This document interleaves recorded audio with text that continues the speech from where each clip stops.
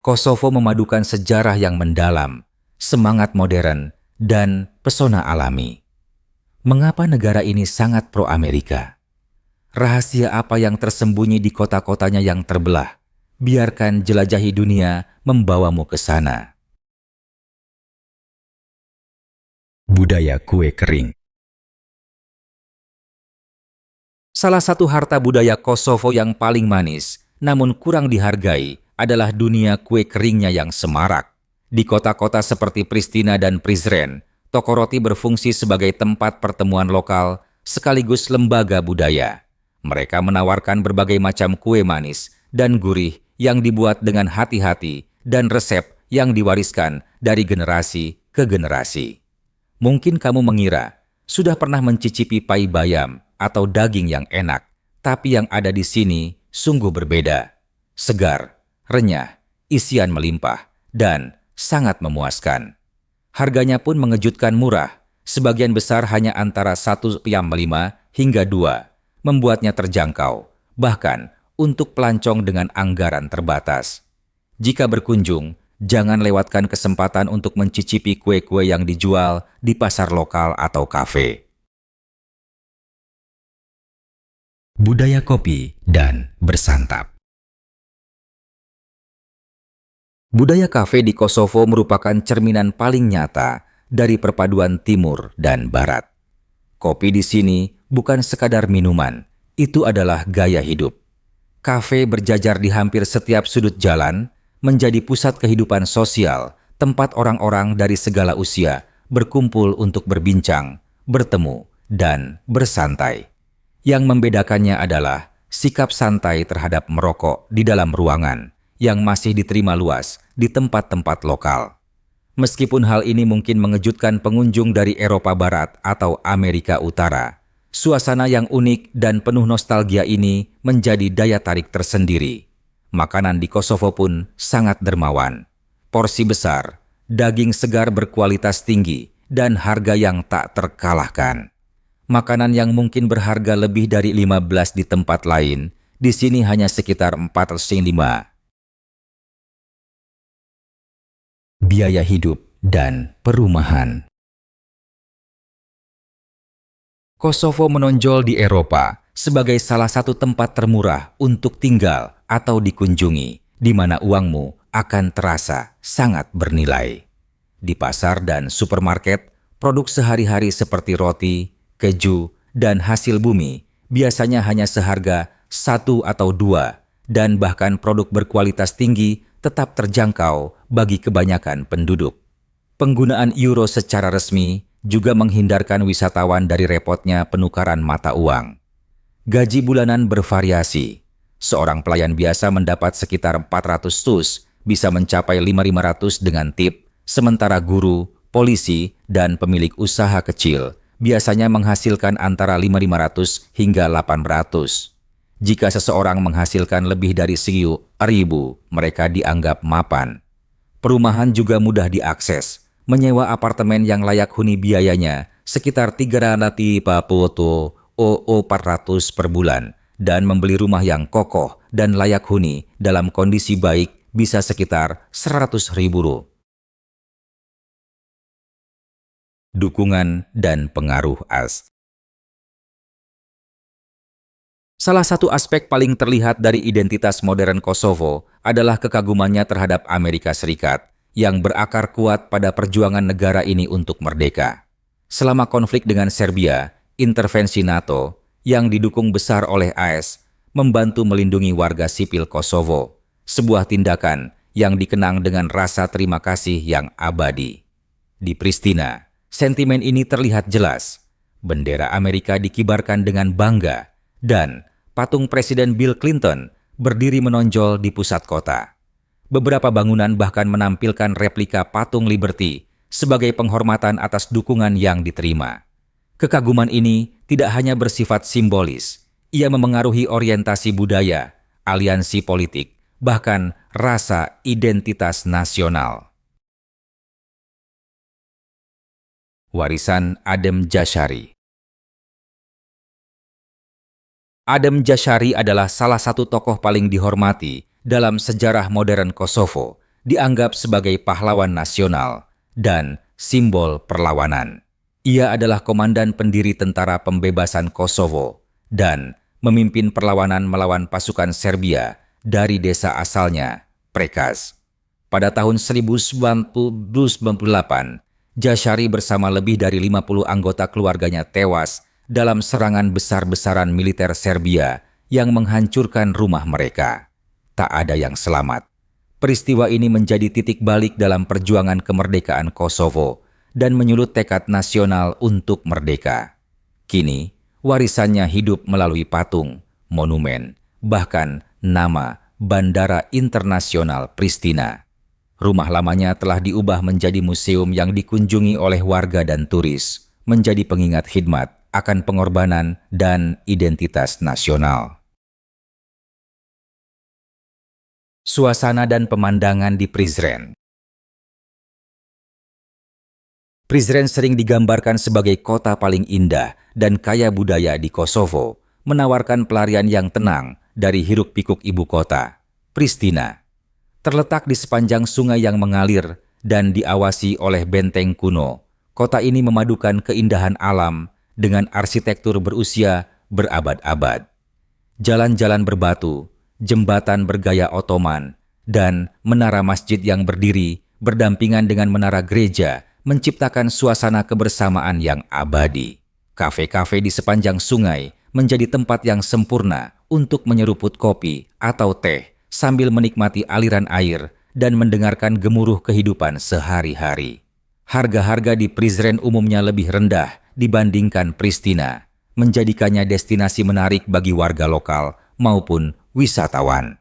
Kota ini bersih dan terawat, serta tidak memiliki jumlah pengemis jalanan yang mencolok seperti di ibu kota. Pembagian etnis di Mitrovica.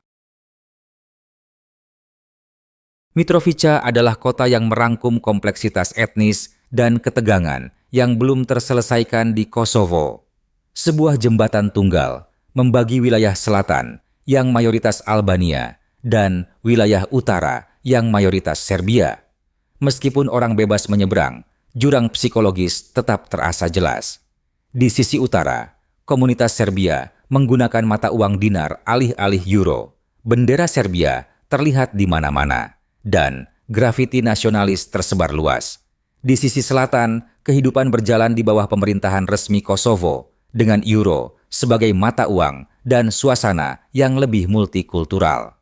Pasukan NATO masih mengawasi jembatan untuk mencegah konflik dan suasananya tetap tegang, terutama selama acara politik atau keagamaan. Meski termasuk dalam satu kota, kedua sisi ini hampir beroperasi secara mandiri dengan sistem sekolah, bahasa, dan institusi publik yang berbeda. Gaya tradisional dan potensi masa depan. Kosovo adalah tanah penuh kontras, di mana tradisi berabad-abad berdiri berdampingan dengan potensi modern yang tengah berkembang. Saat berjalan di kawasan tua kota, seperti Pristina atau Prizren, kamu akan melihat arsitektur khas Balkan, atap genteng merah, gang-gang sempit, dan pasar terbuka. Wilayah ini mempertahankan pesonanya, bahkan ketika kafe modern, ruang kerja bersama, dan toko retail mulai bermunculan. Meskipun masih sedikit merek internasional, bisnis lokal mulai berkembang, terutama di sektor perhotelan dan jasa. Pemandangan pegunungan Kosovo yang megah juga menjanjikan perkembangan pariwisata, dengan resort ski saat musim dingin dan jalur piknik saat musim panas yang menarik semakin banyak pengunjung setiap tahunnya. Bagi investor dan pengusaha, Kosovo menawarkan peluang yang belum tergarap di sektor seperti konstruksi, pertanian, dan layanan digital. Kehidupan kota dan perilaku lokal. Pusat kota Pristina dipenuhi energi setiap hari, digerakkan oleh pelajar, profesional, dan keluarga yang beraktivitas di ibu kota yang padat, namun hidup. Orang-orang berpakaian modis, namun tetap sopan, dengan gaya pribadi yang mencerminkan perpaduan pengaruh Eropa dan kebanggaan daerah. Kafe, toko buku, dan alun-alun publik menjadi latar budaya sosial yang dibangun atas percakapan dan koneksi. Sebagian besar lingkungan aman dan ramah, meskipun pengunjung kadang memperhatikan adanya pengemis jalanan yang terus-menerus, seringkali berasal dari komunitas Roma, terutama di dekat area wisata. Meski hal ini tidak menciptakan lingkungan yang berbahaya, bisa jadi menimbulkan ketidaknyamanan bagi wisatawan yang tidak terbiasa dengan tantangan sosial ekonomi kawasan ini. Kota ini telah mengambil langkah untuk memodernisasi tampilannya, termasuk peningkatan ruang publik dan infrastruktur. Namun, pendekatan sosial yang lebih terstruktur terhadap tunawisma dan perilaku publik dapat meningkatkan citra Kosovo sebagai destinasi ramah wisatawan. Transportasi umum dan pasar tradisional.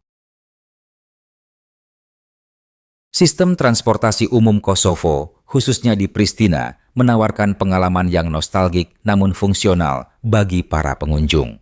Sistem tiket elektronik belum diterapkan, jadi ongkos dibayar secara tunai, seringkali dipungut oleh petugas yang berjalan melalui bus dengan buku kwitansi tulisan tangan. Meskipun terlihat kuno, hal ini menambah sentuhan manusiawi yang banyak orang anggap menawan. Bus umumnya bersih, tepat waktu, dan terjangkau, menjadikannya pilihan yang layak untuk perjalanan singkat dalam kota. Di bawah hiruk-pikuk jalanan pusat kota, terdapat harta karun berupa pasar tradisional. Pasar-pasar ini menjual segala sesuatu mulai dari tekstil tenun tangan dan perhiasan kerajinan hingga hasil bumi segar dan makanan lokal. Menjelajahi ruang-ruang penuh warna ini memberikan pandangan nyata tentang kehidupan sehari-hari masyarakat Kosovo.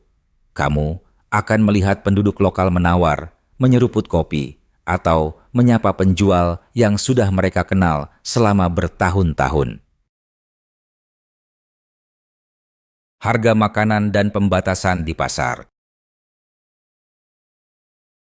Belanja kebutuhan pokok di Kosovo terasa sangat terjangkau, terutama bagi wisatawan yang terbiasa dengan harga di Eropa Barat. Daging merah, misalnya, biasanya dijual antara 7 hingga 11 per kilogram, dan hasil bumi segar tersedia luas, serta seringkali berasal dari pertanian lokal. Meski harganya murah, ada aturan yang cukup mengejutkan bagi banyak pengunjung.